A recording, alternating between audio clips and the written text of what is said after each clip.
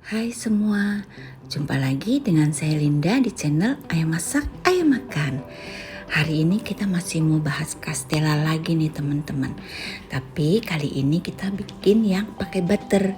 Kita bikin yang brown butter. Gimana cara bikinnya? Gampang banget. Yuk kita mulai aja.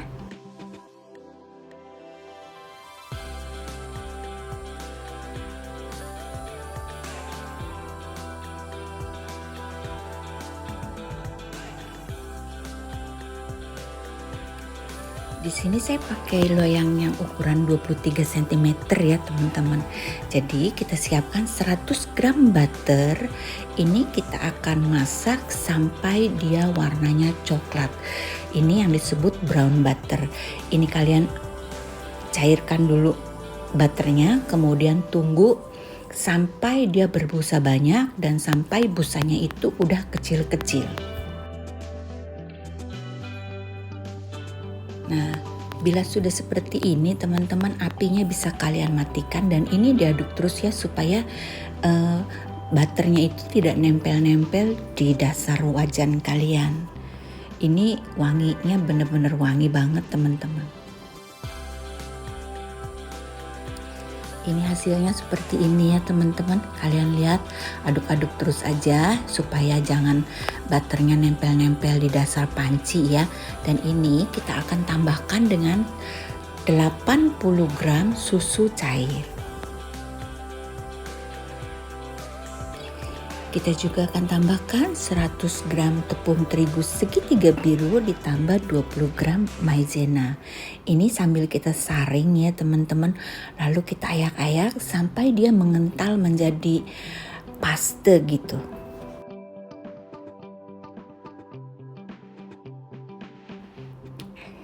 Bila terigunya sudah tercampur rata teman-teman, kita akan tambahkan 8 kuning telur ya. Ini juga kita aduk-aduk sampai rata supaya jangan ada terigu-terigu yang masih menempel di pinggiran panci ya.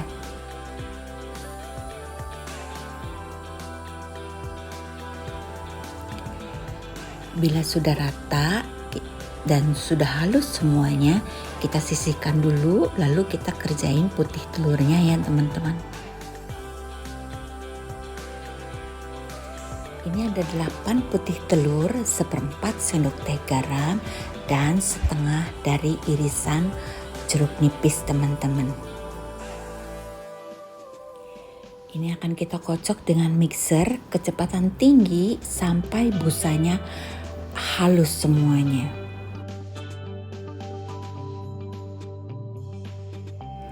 Nah, bila busanya sudah halus semuanya, kita akan tambahkan dengan gula pasir sebanyak 120 gram.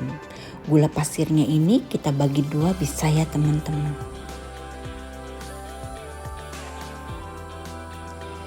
Nah, setelah kita masukkan gula pasir, kita akan kocok lagi putih telur ini dengan kecepatan sedang saja atau rendah. Jangan kecepatan tinggi lagi ya teman-teman.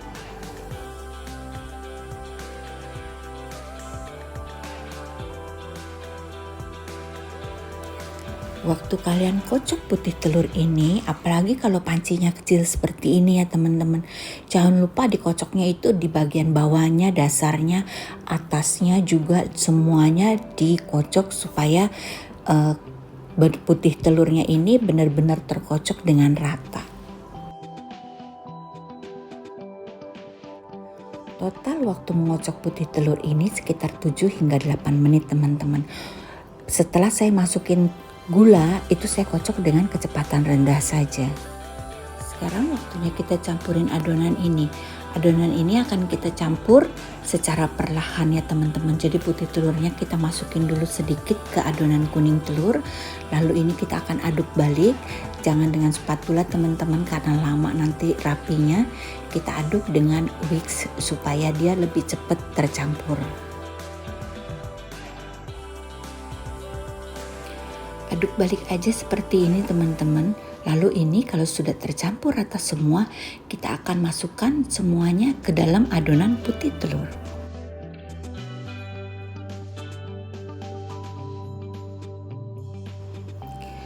Di sini kita tambahkan juga 1 sendok teh atau 2 sendok teh vanilla ekstrak ya teman-teman. Di sini saya nggak ada videonya tapi saya udah masukin.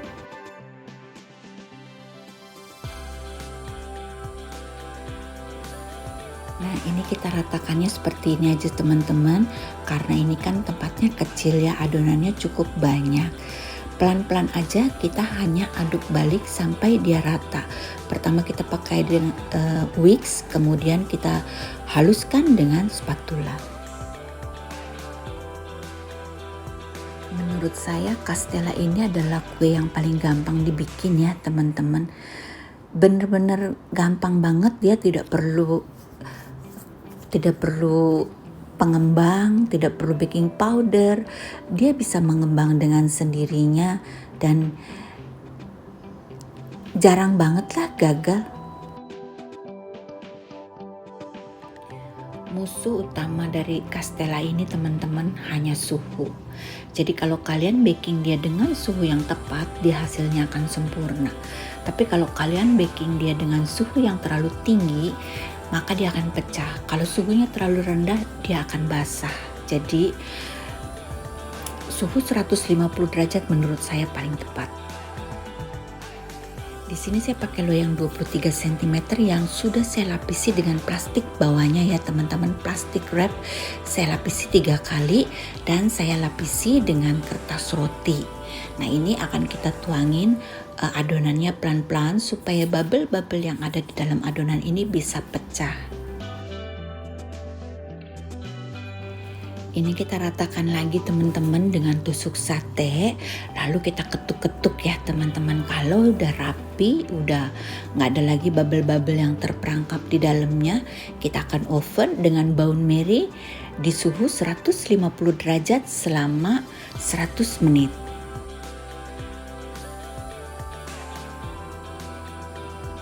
Caranya seperti ini teman-teman, siapkan loyang yang lebih besar, lalu kita isi dengan air panas, kira-kira 1 cm saja air panasnya, lalu kita oven.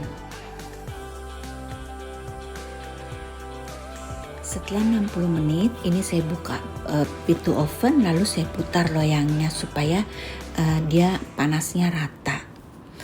Nah, ini setelah 100 menit dia sudah matang, kita akan keluarkan dari oven.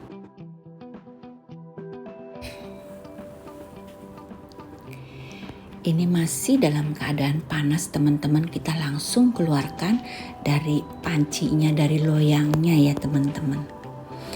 Jangan lupa kertasnya ditarik-tarik dulu, takutnya dia ada yang nempel ya.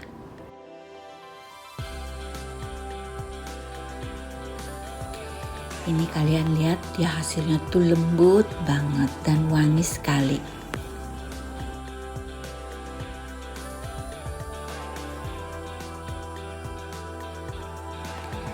Setelah dingin, pinggir-pinggirnya itu dia agak keriput sedikit, nggak apa-apa ya teman-teman. Nanti ini akan kita potong dan tidak kelihatan, tapi atasnya dia tidak keriput karena memang dia sudah di suhu yang tepat.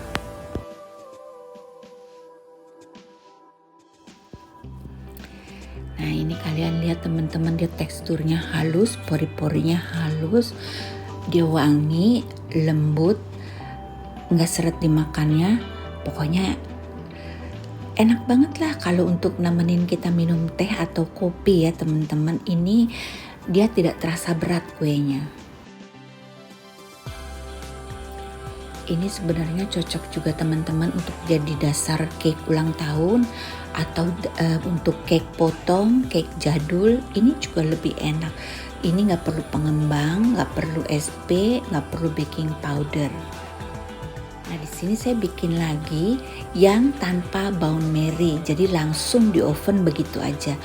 Bisa, tapi atasnya jadi kurang cantik karena dia tuh perlu uap gitu untuk bikin atasnya menjadi cantik. Karena itu mungkin kalian bisa pakai air panas di bawahnya ini di dalam mangkok ya teman-teman, supaya hasil atasnya itu dia tidak pecah, tidak cracking.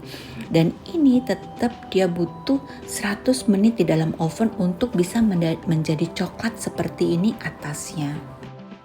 Nah, bila kalian ingin potong-potong kue ini, sebaiknya tunggu dingin dulu teman-teman. Ini saya potong masih dalam keadaan panas, maklum. Ini nggak sabar ya, katanya ada yang bilang saya orangnya sabar, padahal nggak sabar. Jadi saya nggak mau nunggu lama, saya langsung aja potong.